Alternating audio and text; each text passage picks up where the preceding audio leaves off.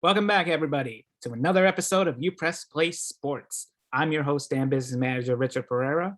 Joining me today is sports editor Bryce Totes and lead photographer Eston Parker. Hey guys, how's it been going this weekend? This week has been great. This weekend was a lot of fun. I know we're going to touch on it in a little bit, so I'm excited to talk about it. Yeah, same here. Had a really good time, doing pretty well.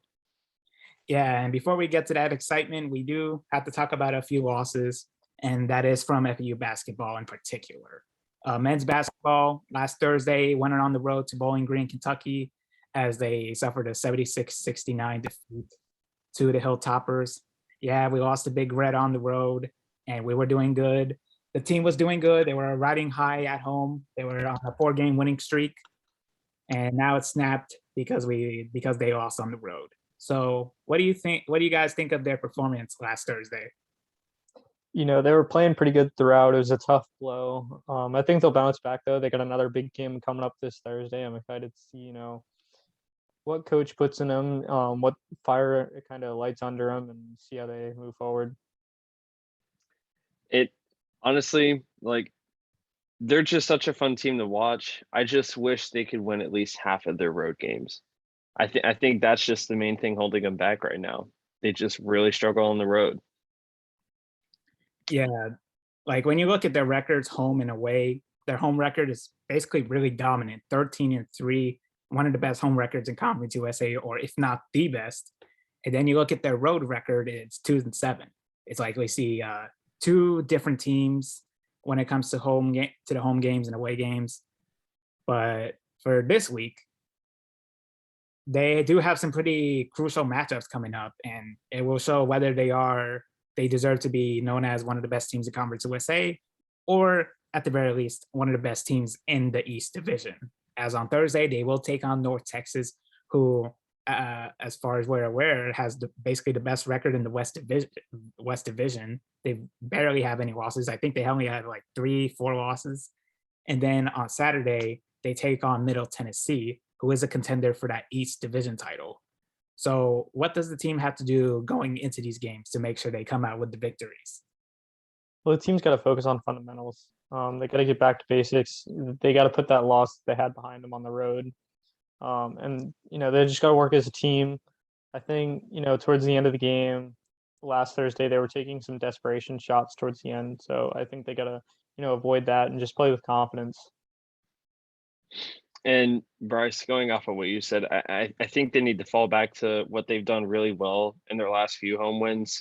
Is spread the ball out, get off to a really good start, because we've seen them have some pretty impressive leads, halfway through a game, and that pretty much allows them to bring in their backups towards the latter stage of the game. So I think if they can spread the ball out and not have their offense flow through one player, they'll be doing pretty well.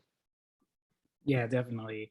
The men's team has basically done very well this season, as they are on track to having another winning record, and especially a winning record in conference play. So they can pull out some wins at home against very good teams in North Texas and Middle Tennessee. That would do wonders for their fans of seeing them as probably one of the best teams and best FAU squads in recent memory. And moving on from men's basketball, we have women's basketball, and they did host Western Kentucky as they hosted Western Kentucky last Thursday. And unfortunately, they fell 72-69 in overtime. So, Eston, I know we watched the game, and despite doing good in the first half, especially Rita Pleskevich, who outscored the entire Hilltopper squad with 19 points in the first half. And you look at the second half, and then overtime, it just wasn't the same. And a lot of turnovers and miscommunication on certain plays just doomed them in the end.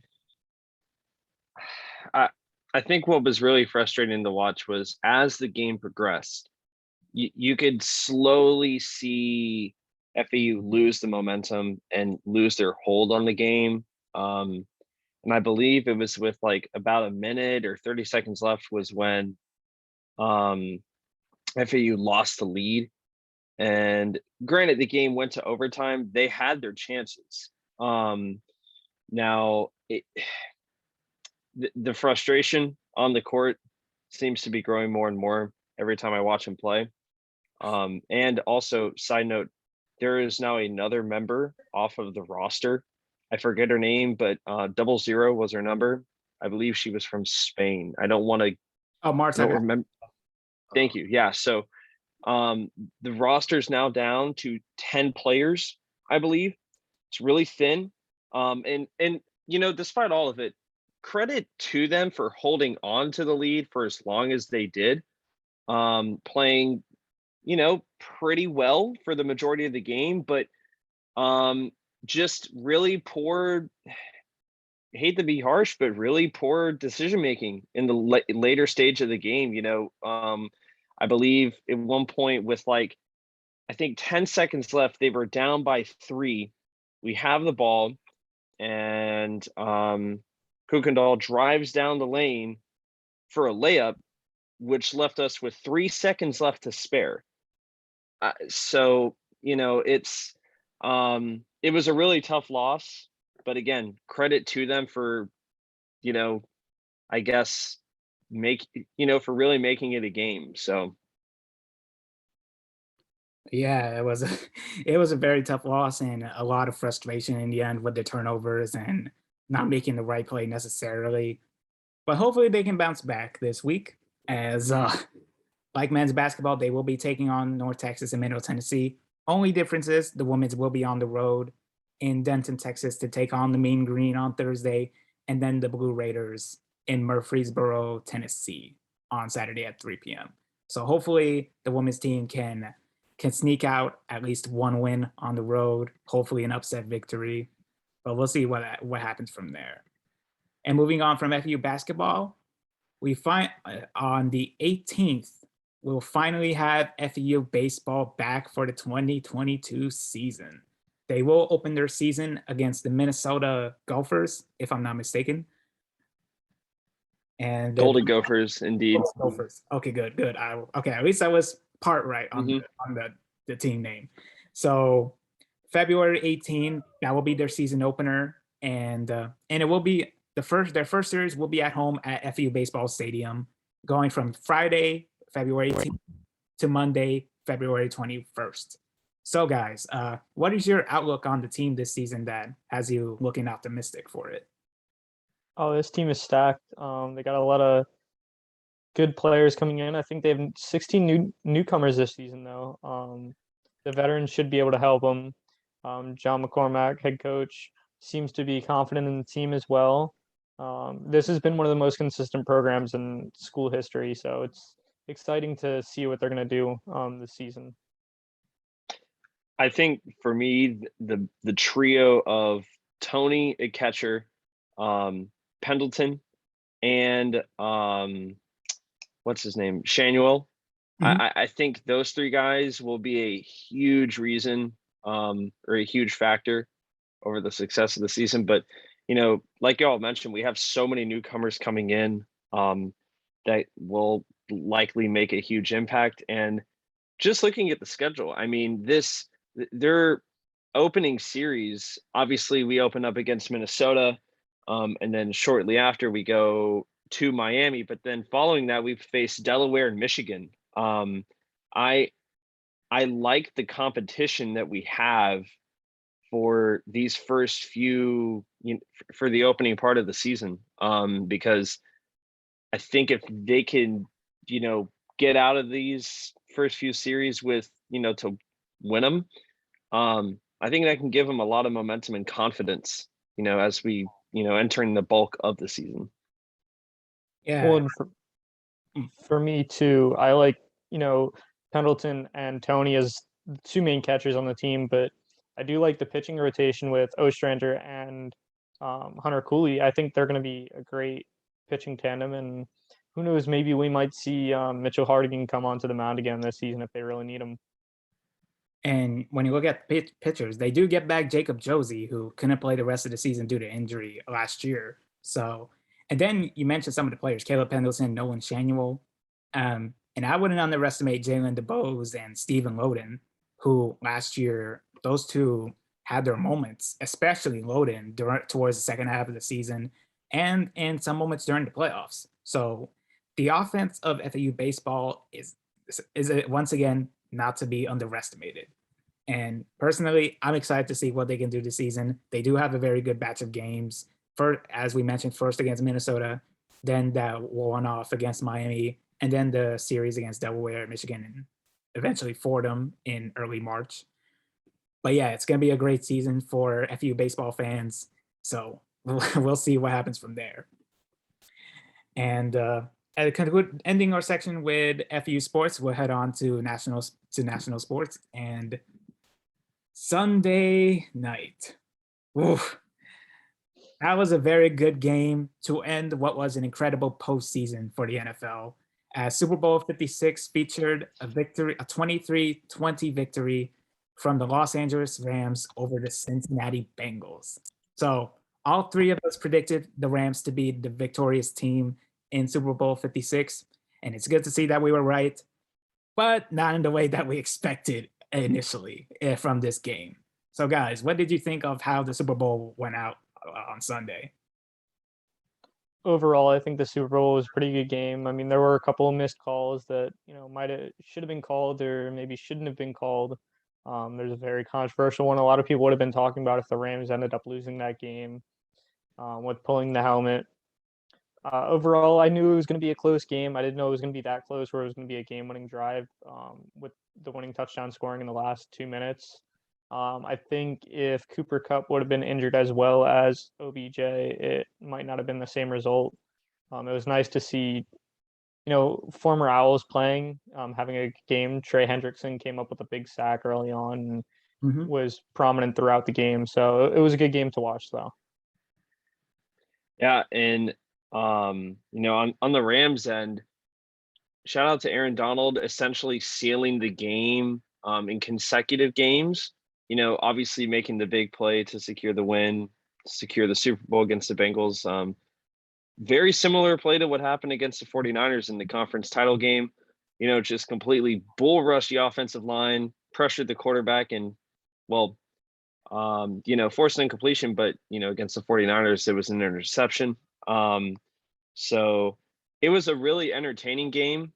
I liked all aspects of it, including the halftime show. So I think altogether, this was a very fitting end to I'd say one of the most exciting seasons in NFL history. So I definitely agree with the postseason being probably the best one in recent memory, if I recall correctly.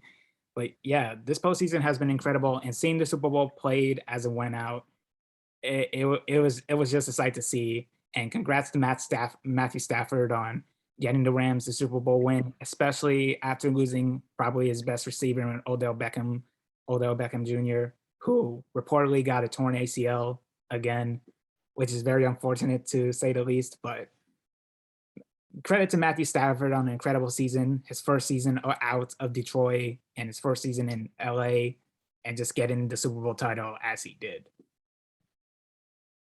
Yeah, it was in this postseason. I think there was, I want to say, 7 games decided by 6 points or less, and in regulation, and the other was an overtime game out of the 8 in the divisional round. So it was pretty awesome to see something like that happen, and it was really exciting this whole season, as you touched on, Eston. With that added game, there was a lot of added pressure in that 17th game. Is there any final thoughts on the season overall, or just the Super Bowl in general, or maybe the halftime show for a second? Well, the halftime show was incredible. Anybody that says so, I cannot trust them. I really enjoyed that halftime show. I do want to touch on, though, a lot of people were rumoring maybe Aaron Donald's retirement after winning the Super Bowl. I don't know if that's actually going to happen or not. It was pretty interesting to see and hear. I will say too, this is partly serious and also partly sarcastic. Thankful that Kanye West did not run onto the field and have a Taylor Swift-esque moment and, take over the halftime show because, personally, alongside the Super Bowl, I was trying to keep track of what in God's name that man was saying, in the midst of his little, let's call it situation.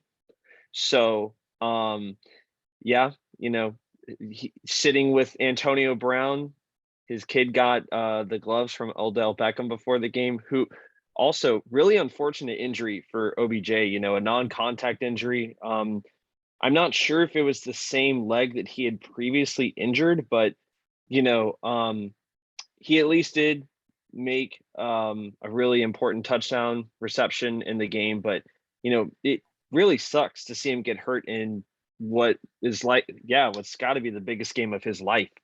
So And ending the NFL section, congrats to Buddy Howell and Sherrod Niesman for winning the Super Bowl alongside the Rams. And even though they did not get a significant playtime in the Super Bowl, they still got their Super Bowl rings and more FAU owls with Super Bowl titles, which is good for FAU in general. And as finishing the NFL section, we move on to the NBA section. As last week, there were some very major trades that happened. And one of the trades that we talked about last week was between the Sixers and the Nets, revolving around Ben Simmons and James Harden. And lo and behold, what Eston did not want to happen happened. And want to know your thoughts on that, Eston, because the Sixers did trade away a few pieces that would actually prove beneficial to Brooklyn, especially with Seth Curry, who helps out Brooklyn a lot offensively. So what are your general thoughts on the actual trade that went down? Well, on both ends, number one, already seeing an impact for the Nets. Seth Curry pretty much leading them to a victory last night, snapping their, I think, 11-game losing streak. Yes. And also, will the addition of Ben Simmons alongside with Kyrie Irving and James Harden, Kevin Durant, will that maybe give Ben Simmons confidence to pull up from the mid-range or, God forbid, a three-pointer? Probably not. But will it likely help him or maybe help the Nets spread the ball out a bit more? I think so. I think it could be a good addition, but do I think it's going to win them the East? No. Do I think it's going to get them to the conference championship series? No. And that includes if KD is in, because I'm sorry, like Ben Simmons had his opportunities with the Sixers, and until I get proven wrong, Ben Simmons is in the same category for me as Doc Rivers is as a coach, the most overrated player in the league. I will stand by that until corrected. At least Doc Rivers, at this point, there's no chance of him, getting that name off of his mark. But and for the Sixers, I think getting James Harden along with Paul Millsap is really good. Mind you, I think this trade is beneficial for both teams in its own right. I don't think that it's necessarily going to win either team a finals or, like I said, get them to the finals. But I do think it's a really exciting trade. I think James Harden with Joel Embiid, that should be a lot of fun, especially because, at least Joel Embiid doesn't have to worry about someone sitting out games. Now that's KD's problem. He's got to worry about some guy not playing for half the games and the other one worrying about whether or not he's going to play or if he's going to shoot. So, but I think it's a really, I like the trades altogether just for pure entertainment value, and meme value. So yeah, that's my take on it. All right, two things before I go to Bryce on his thoughts about it. But first thing is when Brooklyn snapped their 11-game losing streak, it was against the Sacramento Kings, who traded away their best young player in Tyrese Halliburton for Domantas Sabonis from the Indiana Pacers. That's all you need to know about the Sacramento Kings. Poverty franchise. And the second thing is the second James Harden got out of Brooklyn after assumingly suffering from Kyrie's antics. He took off the fat suit and looks fit again. as Charles Barkley said, he's not injured. He got traded. He's fit. He's healthy now. When it came to drafting the All Stars for the All Star game for All Star Weekend, it was great drama, great memes. But yeah, Bryce, what do you have to say about that? Great drama, great memes, as you touched on. For me personally, with the effects of the trade, though, I think that Brooklyn wins this trade if Ben Simmons actually plays and has confidence to shoot. If he doesn't have any confidence and he does the exact same thing he did in Philadelphia, it was a waste for Brooklyn to get him. And it was a steal for the Philadelphia 76ers to get James Harden. We'll see what actually happens. I don't know what's going to happen with Ben Simmons for the rest of the season. Neither of these teams are championship caliber teams, as were projected for Brooklyn. Brooklyn was projected to be a championship caliber team this year, but it's not going to happen no matter how many trades they make, how many trades they did make. They're going to have to wait for another year. Yeah, probably that will be the case.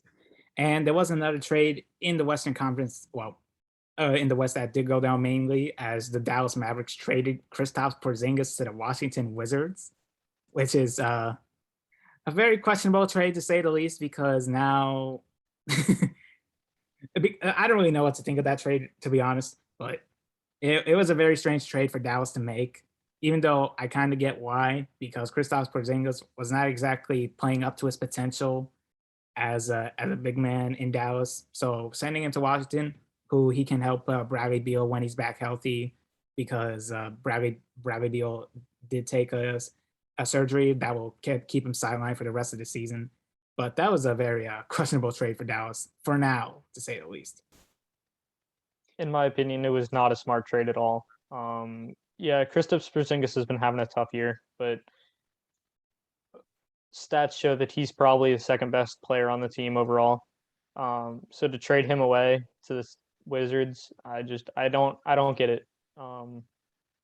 They could have seen where he gone, could have given him at least another year to see where he went, and maybe traded him by the deadline next year. But I just don't get this trade for this year. Same here. On the Mavericks end, it doesn't make a ton of sense. Primarily for the reasons that y'all have mentioned. And, it is really disappointing to see this unceremonious end in Dallas for Porzingis. There was a lot of hype with him being matched with Luka. And Porzingis, I don't think he really reached the heights that he was expected to, at least to make in Dallas. But I think him in Washington, he can get a fresh start. When Beal gets healthy, that could be a bit of an exciting trio with Beal, Porzingis, and dare I say Kyle Kuzma. So, hey, it should be good enough for the Wizards to get maybe 7th or 8th in the East and then get eliminated in the first round. So good for them. Yeah. And as we look at the standings at the moment, Miami staying on top with a 5-game winning streak. And then right behind them is Chicago, half a game behind on a 4-game winning streak, despite Zach LaVine having some knee issues. So we'll see how that pans out. And the Celtics having the best winning streak in the NBA at the moment with 8 straight wins, while having the best defense as of recently. So, and they're finally in a playoff spot, not a play-in spot, a playoff spot at last. So for me as a Celtics fan, that makes me happy. And they have played very well. They just dropped off Denver and took out Trae Young and the Atlanta Hawks. So as a Celtics fan, I'm very happy to see that. And looking at the teams that did not make trades at all during the deadline were the New York Knicks and the Los Angeles Lakers.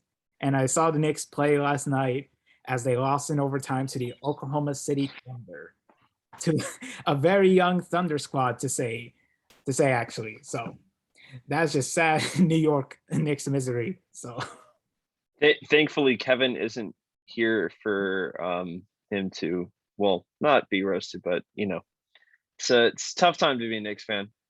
But then again, when has it not been tough to be a Knicks fan recently? I was just about to say that the Knicks have just recently now. This season is just atrocious for them now. And the sad thing is that they were doing good to start the season. They were in a playoff spot at the very least. And now to see them regress the way they have and not make any trades at all, and seeing the way they lost to the Thunder last night, yikes, yikes. And then you look at the Los Angeles Lakers, who did play last weekend on Saturday against the Golden State Warriors. Great game, I might. Great game. That was a great game. Yeah. It was an incredible game. That was a really good game. Like it can't beat around the bush on that game, because that game was very good to watch. Even though it has started off with struggles for the Lakers in the first half, and then they caught up in the second half. And then in the fourth quarter, Klay Thompson, one of the splash gods himself, showed why he is still Klay Thompson. Oh yeah, I mean, Klay Thompson defined the Splash Brothers again in that game. Steph Curry wasn't as prominent as Klay Thompson was, but Klay Thompson went off in that game, and it was really fun to see him back in his prime. But yeah, the Lakers, they didn't lose in, I'm pretty sure it was the fourth quarter. I don't think they went into overtime. But yeah, the fourth quarter, they were that close. They were that close to actually getting a win that would probably activate a winning streak in them and get back on track to probably getting a playoff spot. But now they're still stuck in the play-in spot, and their chances of possibly falling out of the play-in spot is looking more and more possible, because they're only 2.5 games above Portland, 3 games above New Orleans. But that margin of error for the Lakers is getting smaller and smaller until it looks like they're out of the play-in. I will say LeBron didn't seem worried after the loss against Golden State, though. He had a lot of fun at the Super Bowl. I mean, I was thinking about that. Yeah. Yeah, I mean, it is a Super Bowl, and I know I saw a video of him having a blast with the halftime show with. Hey, at least we know that LeBron knows some lyrics to a song, you know? But yeah, again, going back to my Celtics, they did good by getting Derek White in the trade from San Antonio. It's looking very good right now. Like it's like more increased aggression, more consistent defending, and overall just better balance as a team. So we'll see how that goes for Boston. And of course, going back to the Lakers again, they really have a hard time making free throws, do they? LeBron, even Anthony Davis, who is usually a good free throw shooter, he was missing a bunch of easy ones at the line. And it gets more suspicious when you look at Russell Westbrook, who I didn't think he had a bad game. He actually played pretty good for his standards. Like, he was actually making the right play. He was passing it to the right shooter, and he was just being patient with the ball against the Warriors as he tried his very best defensively, even though it can't be said much about that. But the Lakers, what do you think they can do to actually be better? Because I do see very winnable games for the remainder of the season that can propel them to a possible playoff spot. But how can they win the majority of those games if they can't make their free throws?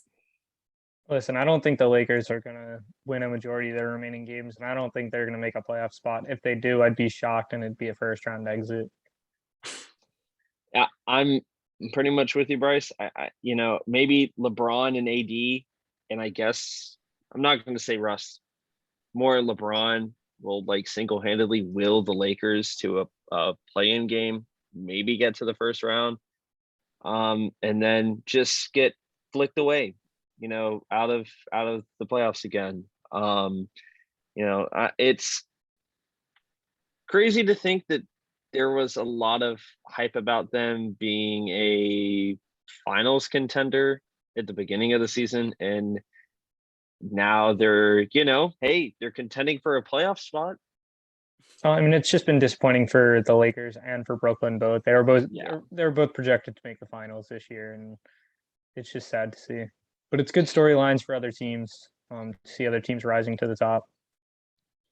Yeah, definitely. We'll see how the rest of the season goes out for the teams we talked about, especially with the Lakers and Nets. We'll see how the trade for the Nets pans out, getting Ben Simmons, and we'll see how the Lakers pan out and actually being healthy and actually winning games and making free throws, which is something that we shouldn't say, in generally speaking, for a title contender, but making free throws should be, at the very least, a fundamental that they should already have in mind.